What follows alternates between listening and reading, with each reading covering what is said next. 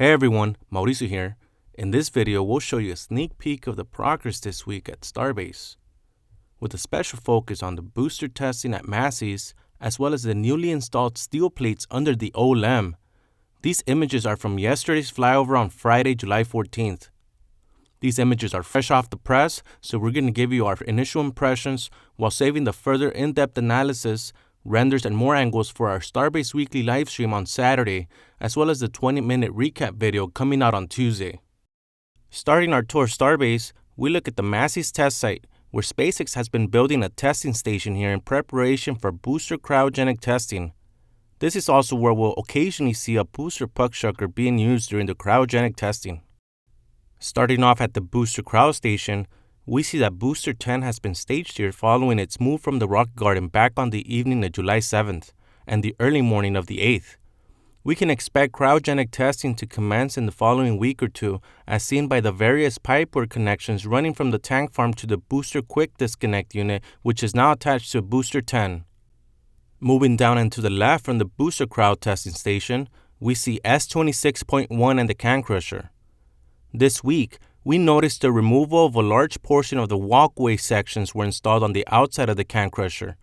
It's currently unclear why the can crusher is being partially disassembled like this, and we can also see this testing contraption sitting on top, which is being used for verification testing of a remaining hydraulic pistons still installed on the outside of the can crusher.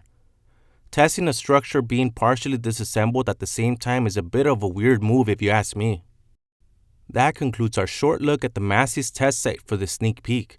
Be sure to watch our 20-minute Starbase Flyover update for further analysis and renders of various testing stations, including the booster and ship puckshucker, structural testing cage, and much more. The first thing we'll look at in this sneak peek of Sanchez is the construction of the ground fabrication building at the very left tip of the site. This week, we noticed that erection of the steel for this building has now begun on the concrete pad that was poured recently. We can also now determine its orientation. The entrance to the main section of the building will now be facing either towards Highway 4 or the back of Sanchez, meaning we might be able to see inside of the new and improved ground fabrication building after its relocation from the build site. The other point of focus is a former scrapyard area, where the concrete pile cap has been fully poured, but its exact purpose is currently unknown.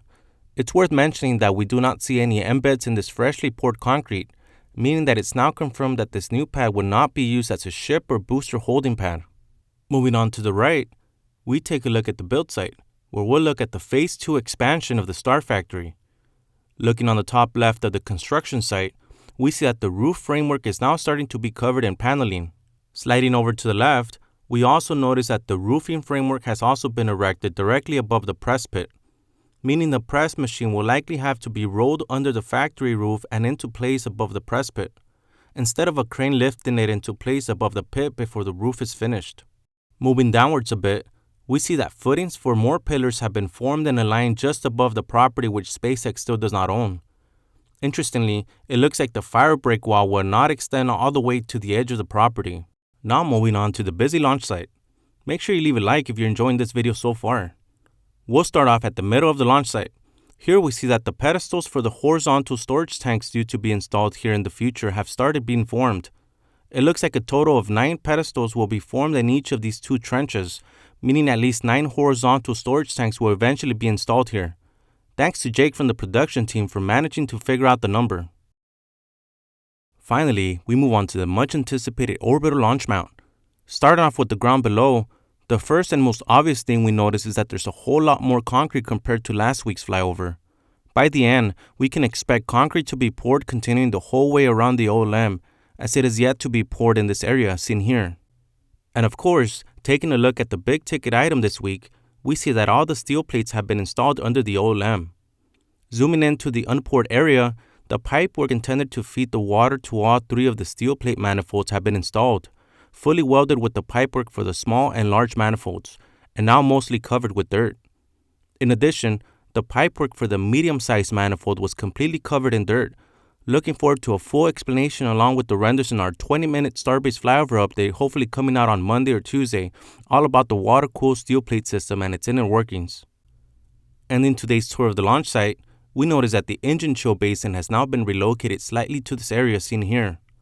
We've seen digging in this area this past week, leading us to believe this will now be used as the new location. And that's it for our brief overview of the changes at Starbase this week.